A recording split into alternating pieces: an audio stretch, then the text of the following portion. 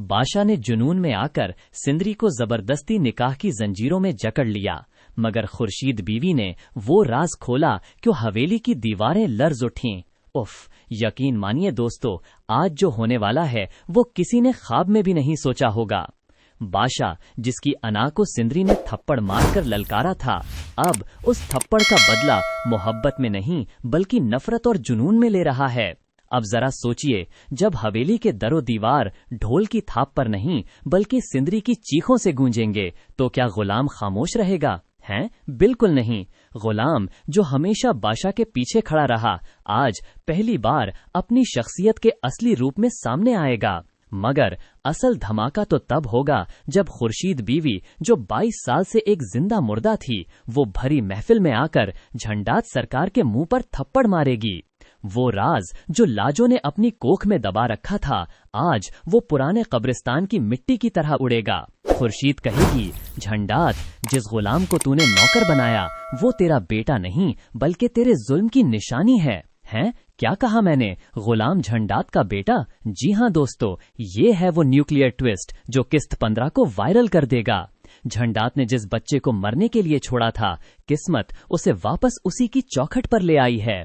लेकिन बादशाह का क्या होगा? वो जुनूनी आशिक जो सिंदरी को अपनी जागीर समझ रहा है, जब उसे पता चलेगा कि उसका भाई गुलाम ही असली दुश्मन है, तो क्या वो खून की होली खेलेगा? उफ, ये शिद्दत और ये नफरत, सिंदरगढ़ की मिट्टी आज लाल होने वाली है। दोस्तों सोचो जरा, अगर सिंदरी ने बादशाह का साथ देने के बजाय गुलाम के साथ मिलकर झंडात का तख्त उलट दिया तो क्या होगा? क्या खुर्शीद बीवी को अपना पुराना हक मिलेगा या साहिब जान इस आग में सबको जलाकर राख कर देगी?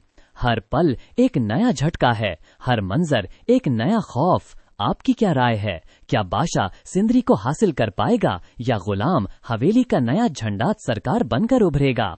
बादशाह ने जुनून में आकर सिंदरी को जबरदस्ती निकाह की जंजीरों में जकड़ लिया, मगर खुर्शीद बीवी ने वो राज खोला कि हवेली की दीवारें लर्ज उठीं। बादशाह ने जुनून में आकर सिंदरी को जबरदस्ती निकाह की जंजीरों में जकड़ लिया, मगर खुर्शीद बीवी ने वो राज खोला कि हवेली की दीवारें लर्ज उठीं। उफ, यकीन मानिए दोस्तों, आज जो होने वाला है वो किसी ने ख्वाब में भी नहीं सोचा होगा।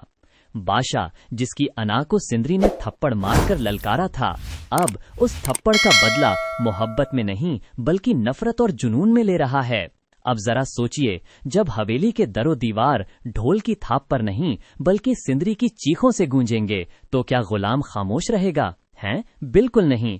गुलाम जो हमेशा बादशाह के पीछे खड़ा रहा, आज पहली बार अपनी शख्सियत के असली रूप में सामने आएगा।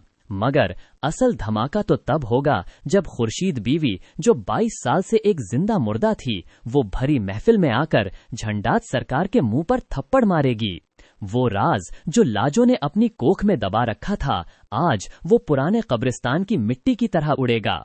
खुर्शीद कहेगी, झंडात, जिस गुलाम को तूने नौकर बनाया वो तेरा बेटा नहीं बल्कि तेरे जुल्म की निशानी है। हैं? क्या कहा मैंने? गुलाम झंडात का बेटा? जी हाँ दोस्तों, ये है वो न्यूक्लियर ट्विस्ट जो किस्त 15 को वायरल कर देगा।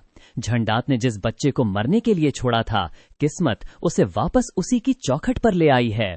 लेकिन बादशाह का क्या होगा? वो जुनूनी आशिक जो सिंदरी को अपनी जागीर समझ रहा है, जब उसे पता चलेगा कि उसका भाई गुलाम ही असली दुश्मन है, तो क्या वो खून की होली खेलेगा? उफ, ये शिद्दत और ये नफरत, सिंदरगढ़ की मिट्टी आज लाल होने वाली है। दोस्तों सोचो जरा, अगर सिंदरी ने बादशाह का साथ देने के बजाय गुलाम के साथ मिलकर झंडात का तख्त उलट दिया तो क्या होगा? क्या खुर्शीद बीवी को अपना पुराना हक मिलेगा या साहिब जान इस आग में सबको जलाकर राख कर देगी? हर पल एक नया झटका है, हर मंजर एक नया खौफ। आपकी क्या राय है? क्या बादशाह सिंदरी को हासिल कर पाएगा या गुलाम हवेली का नया झंडात सरकार बनकर उभरेगा? बादशाह ने जुनून में आकर सिंदरी को जबरदस्ती निकाह की जंजीरों में जकड़ लिया, मगर खुर्शीद बीवी ने वो राज खोला कि हवेली की दीवारें लर्ज उठीं।